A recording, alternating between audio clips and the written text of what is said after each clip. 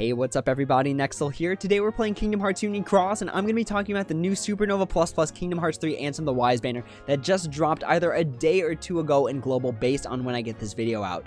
And before I get started on the analysis, I do want to say this is a good medal for a lot of different reasons. One of those reasons being it's a copy medal. Copy medals are some of the best medals in the entire game because they'll always be able to copy the effects of other medals. So even if like tier 11s come out, even if better tier 10s come out, this copy medal maintains its value because it'll still be able to copy those medals.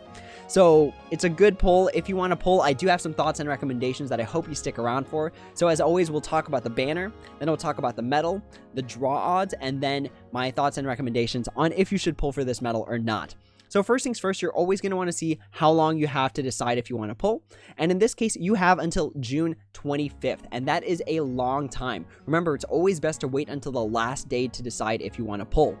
When we use this exact same phrase with Key R23, here we are about 12 days later, we have Strikeform Sora, we have Kingdom Hearts Chain of Memories Ansem, we have Kingdom Hearts 3 Ansem the Wise, we got traits for Kingdom Hearts 3 Luxord in the trade shop. There's a lot of stuff you could spend your jewels on, but it's always your safest bet to wait until the last day and see everything that's available to you before you decide if you want to spend your jewels. Looking at the banner itself, it's nothing too particularly special, so you spend 3,000 jewels with every pull, and every pull will get you an assortment of stuff. You'll get 3 Kingdom Hearts 3 medals, which are generally going to be sold for draw points, or you're going to put them as your sub-slots, or you're going to be using them for some sort of niche supernova ability. You'll also get 1 trait medal for Kingdom Hearts 3 Ansem the Wise. You'll get 6 5-star or higher medals, which will generally be sold right away to get points for the draw points banner. You will get 10 VIP coins, which expire at the end of the month, but also remember they are good for any banners that come out in June. As long as the banner is active, the avatar board with the trait medals is available, and you can use your VIP coins on any of them. So you can use VIP coins from Ansem the Wise on Kingdom Hearts Chain of Memories Ansem. You can use on Strikeform Sora. As long as the banner is active, those VIP coins are valid. With every single pull for Kingdom Hearts 3 Ansem the Wise, you will also get 3 magic gems, which is, again, just a nice little icing on the cake. It's a little bonus, but it is not what you are pulling for. You are guaranteed a copy of Kingdom Hearts 3 Ansem the Wise in 5 pulls. So even if you're like me and you have the worst luck in the world, if you spend 15,000 jewels, you guarantee yourself a copy of the medal. Now, let's go ahead and talk about the medal itself, and I actually had to make a new template altogether for copy medals because they are just so special. I want to make sure people know exactly what they do. So here we have Supernova Plus Kingdom Hearts 3 Ansem the Wise. He is a tier 10 upright magic copy medal, and I can't stress that enough because that is honestly one of the best selling points for this medal. Its attribute. So this was a chart or a graph or an Excel sheet that I made quite a while ago. I'm pretty sure it was like early 2019 I made this, and all this shows you is all the different slots for all the different keyblades except for Bad Guy Breaker, which wasn't out at the time, but everything else should be on here. And if you look at that third column where it says upright blue, it really is supposed to represent upright magic. And in terms of the tricolored blades or the multicolored blades, upright magic shows up the most amount of times. It shows up twice on the Starlight. It shows up 3 times on Divine Rose. It shows up twice on the Stroke of Midnight, and then it also even splashes in both the Moogle of Glory and Fairy Stars. It shows up more frequently than any other attribute, and for that reason, copy medals are going to be very good for it. The last time we saw an upright magic copy medal was, I believe, Kingdom Hearts 2 HD Nominee, the tier 7, I believe. So people have been asking for this upright magic copy medal for a long time. Now I know some people say, but mono keyblades are the best. Fenrir's the best. Sleeping Lion's the best. Diamond Dust is the best, and that's true because of the straight multiplier and damage that you're putting out, but remember that this game likes to throw quite a few curveballs at us. There's a lot of restrictions that they've invented since the beginning of this game to make quests harder, and one of those main restrictions are going to be Keyblade based. So if we go to the events page, I'll show you exactly what I'm talking about. So while the monocolored Keyblades are the best in terms of strength, and when you're able to choose a Keyblade, there's so many different quests where you have to use a single Keyblade. If we look at the monthly gem quest for this month, in round 15 of 15, which can give you 36 gems if you're able to pass it, you are restricted to using the Stroke of Midnight. And look at how many upright magic slots are on the Stroke of Midnight. The Ansem the Wise could fit here. It could fit here. It could fit in the pet slot. So remember that the more versatile a medal is, the better an investment it is. The more you're getting the most bang for your buck in terms of your jewels. And because Upright Magic, let me just pull it up one more time so you can see, because it shows up so frequently, odds are you're going to have quite a few times you're going to use this Kingdom Hearts 3 Ansem the Wise if you have him. So we're off to a good start just talking about the attribute alone. The target doesn't matter. Base strength is 44,518, which is lower than what we've been normally seeing at around 47,000 is the average we've been seeing. However, you have so much utility with Kingdom Hearts 3 Ansem the Wise that minus 2,500 strength is such a small thing to sacrifice to have an Upright Magic copy medal, to have something that's this strong, that has a great base strength increase. So if the trade-off is minus 2,500 strength, that's fine. That's 2 strength plus 1,000 traits, and then a pet trait of strength plus 500, which isn't exactly the hardest thing to obtain nowadays. So minus a little bit of strength, totally okay. Base strength is 21,518, which is just okay. Multiplier doesn't matter. Number of hits doesn't matter. The gauge cost is a gauge cost of 6, which is pretty high. Now, for copy medals, because you're going to be using them for so long, you're going to want to give it the best reduction skill that you've got. So something like Attack Boost 11 max gauge 0 or Attack Boost 12 max gauge 1. Generally, for copy medals like this, I like to keep it at either gauge 0 or gauge 1, just because the lower the gauge cost, the more you guarantee you'll be able to activate it. So remember that with these high gauge cost medals, you have to have the initial 6 gauges to activate it. However, the skill will reduce it after you've paid the initial cost. So if you have, for example, Attack Boost 12 max gauge 0 on this medal, and this medal has extra attack, as long as you have 6 gauges originally, you will guarantee that extra attack is going off. That's why gauge 0 is such a good skill to have. So we are looking at some good stuff so far. In terms of the special attack, it copies the next medal. Now, I made this little graphic on the right side of the screen just so that players can get a good understanding, because there's so many different copy medals. Some that copy 2 ahead, some that copy 2 back, some that copy 3 back, some that copy the one before it. So this is just a graphic to kind of help show people exactly what is going on. So the target medal is the one that comes right after Kingdom Hearts 3 Ansem the Wise, and to that extent, please, unless it's a high score challenge, don't use this as your shared medal. Remember that if it's in the friend slot, there is no next medal. So this Ansem the Wise is not going to be giving you a lot of extra utility. But looking at the stuff it copies attribute. So if the next slot is going to be a power medal, you activate Ansem the Wise becomes a power medal. It copies the target. So even though it says single target on the template here, if the next medal that it's copying is a multi-target one, or it hits all enemies, it's going to copy that multi-targeting medal. In terms of the multiplier, it copies that as well. That's why I put a lot of stress on the multiplier when I talk about these different types of medals, because copy medals will copy that. So any sort of fluctuation in the multiplier will affect a copy medal that copies it. Copy medals also copy the number of hits, which is not as super relevant, and it'll also copy the special attack of the medal, including any buffs, debuffs, or effects that the copied medal will be offering. So let's take a look at Strikeform Sora here. So Strikeform Sora has a lot of buffs, a lot of debuffs, and there's quite a few effects that come with Strikeform Sora. If it's copied with Kingdom Hearts 3 Ansem the Wise, the Ansem the Wise will get all of that, and on top of it, it will add all medals plus 1,000 strength for 2 turns. Oh, just gotta take care of that real quick. But yeah, it'll add all medals plus 1,000 strength for 2 turns. With extra attack, we're looking at plus 2,000, and then on the second turn, we are looking at plus 4,000. Remember that this stacks with whatever was copied. So if we look at Strikeform Sora, that gives a base strength increase to all power medals by plus 6,000.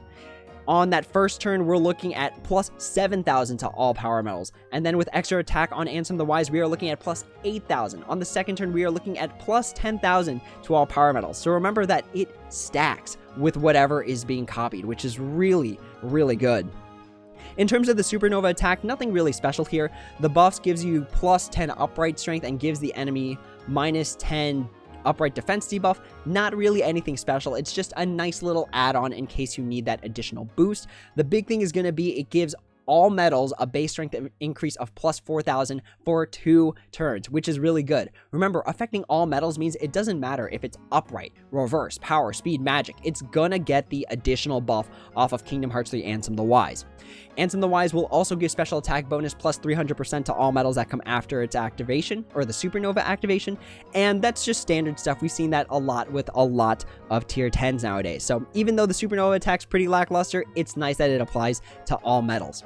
In terms of the draw odds, there's nothing really special. If you can't mercy the metal, don't pull for it. If you can't muster up about 16,000 to 17,000 jewels by the end of this banner, then don't pull for this metal. I say 16,000 to 17,000 because that additional 1,000 to 2,000 are going to be the amount of jewels you need to give this metal perfect traits. So if you don't have that many jewels by the end of this campaign, I would highly recommend not pulling for this and instead saving for something that could be more meaningful, that you can mercy and guarantee. So in terms of my thoughts and recommendations, as always, I say wait until the last day. If nothing good comes out, this is definitely a very solid metal to pull for. Even if the next best buffer comes out, this could still be a very solid metal to pull for. Let's think about which metals have the longest longevity. And let's look back at tier 9s. Which tier 9s are still being used a lot nowadays? Kingdom Hearts 3 Axel/Lee, the copy metal.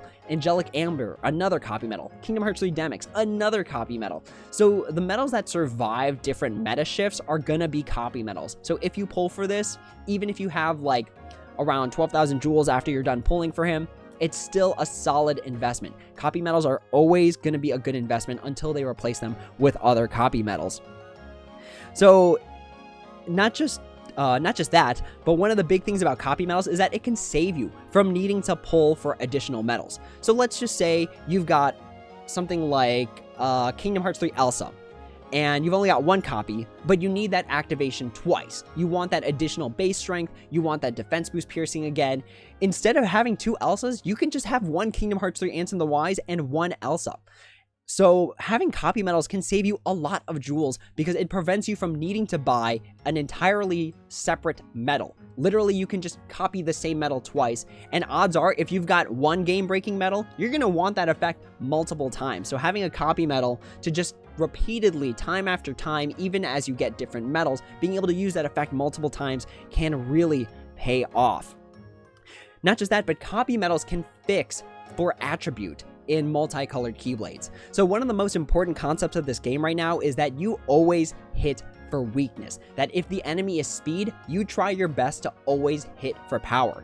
And let me show you my Stroke of Midnight setup, which kind of illustrates this.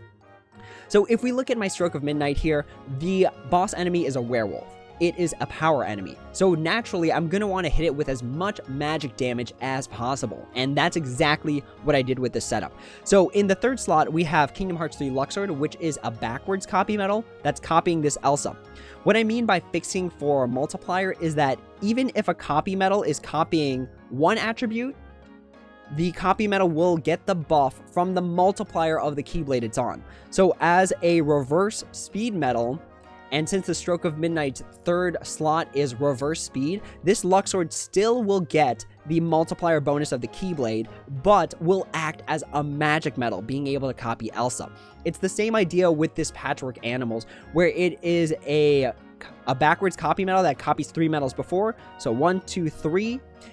It is going to copy this Elsa, and again, make this reverse power slot into a magic slot. So with that, all of the metals on this minus Kingdom Hearts 3 Nominate are going to be hitting for magic damage, which hits for weakness, which again is times 2 the amount of damage that a normal metal would do to the werewolf. So it's so good that copy metals can fix for color on multicolored keyblades. Also, copy metals work great, especially in this case, since it's a forward copy metal, it works great in the pet slot. So let's just look at, I literally had to switch to just one setup. I have a copy metal in the pet slot right here, and that can copy a friend metal. Odds are friend metals can have some of the best metals in the game, especially if you're associated with like a high tier party, or you just have a friend that is sharing good metals all the time. Having it in the pet slot means you can copy the friend metal, which is generally going to be easy to find the best metal in the game just by checking a friends list. So it works amazingly in the pet slot. Even if you only have literally one buffer and this copy medal, you can still pass a lot of content just with those two alone by getting, again, that best medal in format, copying its ability, and then being able to activate it in the pet slot and then getting it again in the friend slot. It can pay off a lot for new players to have at least one forward copy medal. Copy medals can also cover a lot of restrictions. Again, one of the best things about copy medals is that they're so versatile. There's so many different restrictions in this game, with some of the most common ones being you can only activate single target medals. So let's go ahead and take a look at the template again. So copy medals are inherently single target medals, but if you run into that restriction, you use a copy medal, you copy a medal like Kingdom Hearts 3 Nominee that hits all targets and gives you buffs, beautiful. Perfect. You bypass that single target restriction. Sometimes we'll have gauge restrictions where you can only use medals that have a gauge cost of 6 or higher, or 4 or higher. And of course, if we look at Ansem the Wise's gauge cost, it's a gauge cost of 6, bypasses that. You can activate your Kingdom Hearts 3 Nominee. So there's so many different restrictions that can easily be cured with copy medals. And if you don't have any, I highly recommend getting this one. There's very few scenarios, honestly, where this will not help you. So it's a high recommendation for me. So if you've got the jewels, I would recommend it. If you want to save, that's totally okay. If you want that buffer more than you want this copy medal, totally okay. But from my experience, copy medals have always been great value. So with that being said, that is the end of this video. Thank you all so much for watching. As always, if you have any questions, comments, or concerns, feel free to leave them down in the comments below, and I'd be happy to answer if I have the time. If you'd like to join my Discord for some additional help off hours, or if I can't get a video out in time, please feel free to join. It's in the yellow box right below the screen there. Just type it into your URL and you should be good to go. But that's all for now. Thank you so much for watching, and as always, until next time, take it easy.